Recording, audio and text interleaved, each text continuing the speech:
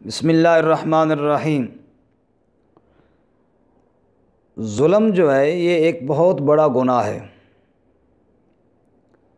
قرآن پاک میں اللہ تعالیٰ نے بہت واضح اعلان فرمایا، ان اللہ لا یہدی القوم الظالمین۔ اللہ تعالیٰ ظالم قوم کو ہدایت نہیں دیتے۔ ہدایت سے محرومی گویا کہ اس کا سبب ظلم ہے۔ تو آج کے اس مختصر درس میں ہم نے یہ سوچنا اور غور کرنا ہے کہ ظلم کی کتنی اقسام ہیں، کہیں ایسا نہ ہو کہ ہم بھی کسی قسم میں مبتلا ہوں۔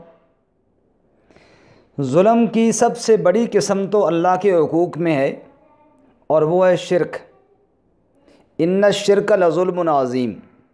شرک سب سے بڑا ظلم ہے، چونکہ ظلم کی تعریف علماء نے یہ فرمائی کہ وضع الشیء فی غیر محلہ، کسی چیز کو اس کے محل سے ہٹا کر رکھ دینے کا نام ظلم ہے۔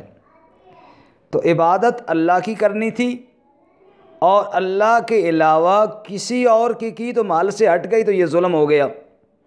اور پھر سب سے بڑا ظلم کہ خالق کو چھوڑ کر مخلوق کے سامنے بندہ جھکے اور شرک کرے۔ ظلم کی دوسری قسم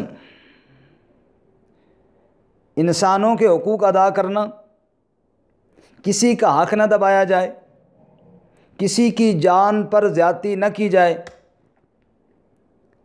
ارشاد باری تعالی، کتبنا علیہم فیہا ان النفس بالنفس والعین بالعین والانف بالانف والاذن بالاذن والسن بالسن والجروح قصاص۔ جان کے بدلے جان، کان کے بدلے کان، ناک کے بدلے ناک، دانت کے بدلے دانت، اس میں ظلم نہ کیا جائے۔ وَإِنْ عَاقَبْتُمْ فَعَاقِبُوا بِمِثْلِ مَا عُوقِبْتُمْ بِهِ۔ فرمایا کہ جو آدمی جس کے ساتھ زیادتی کی گئی ہے اتنا قدر تو بدلہ لے سکتا ہے، اس سے بڑھ کر نہ لے۔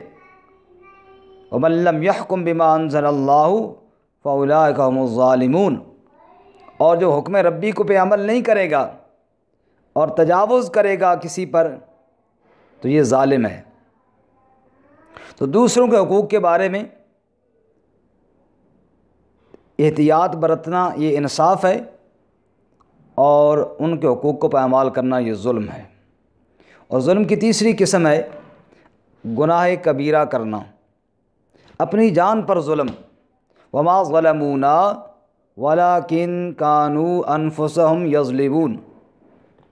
ارشاد باری تعالیٰ، انہوں نے ہم پہ ظلم نہ کیا، وہ تو خود اپنی جانوں پر ظلم کرنے والے تھے۔ جان پر ظلم یہ ہے کہ بندہ اللہ کی نافرمانی کرے۔